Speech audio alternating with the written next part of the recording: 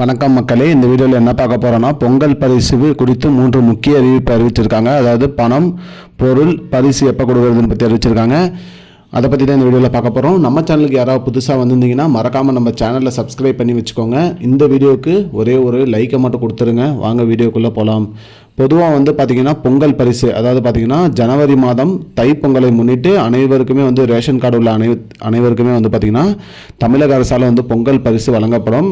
அந்த வகையில் பார்த்திங்கன்னா இந்த வருடத்துக்கான பொங்கல் பரிசுக்கான ரூ.1000 மற்றும் கரும்பு மற்றும் சர்க்கரை, அதாவது சர்க்கரைக்கு பதிலாக வெல்லம் கொடுக்கணும்னு சொல்லியிருந்தாங்க. வெல்லம், பச்சரிசி, வேஷ்டி, சேலை அனைத்தும் வழங்குவதாக சொல்லியிருக்காங்க. அந்த வகையில் பார்த்திங்கன்னா இது அனைத்தும் கொடுக்கறதுக்கு டோக்கன் முறையில் கொண்டு வரணும் அப்படின்னு சொல்லியிருக்காங்க.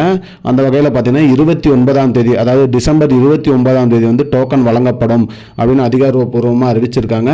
29ஆம் தேதியிலிருந்து டோக்கன் வழங்கப்படும். அதே மாதிரி பார்த்திங்கன்னா பணம் பார்த்திங்கன்னா வங்கியில் செலுத்தாமல் நேரடியாக மக்களோட கைக்கே கொடுக்கணும், ரொக்கமாகவே வழங்கிடணும் அப்படிங்கிற மாதிரி சொல்லியிருக்காங்க.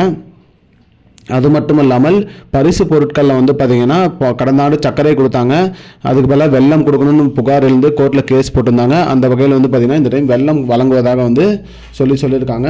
சர்க்கரைக்கு பதிலாக வெல்லம் தான் கொடுக்கணும் அப்படிங்கிற மாதிரி சொல்லியிருக்காங்க. அதுக்கு இன்னும் அரசு பதிலளிக்காமல் இருக்குது. அதனால் பார்த்திங்கன்னா வெல்லம் வழங்குவதா சர்க்கரை வழங்குவதா அப்படிங்கிறதுல குளறுபடி ஏற்பட்டுருக்கு.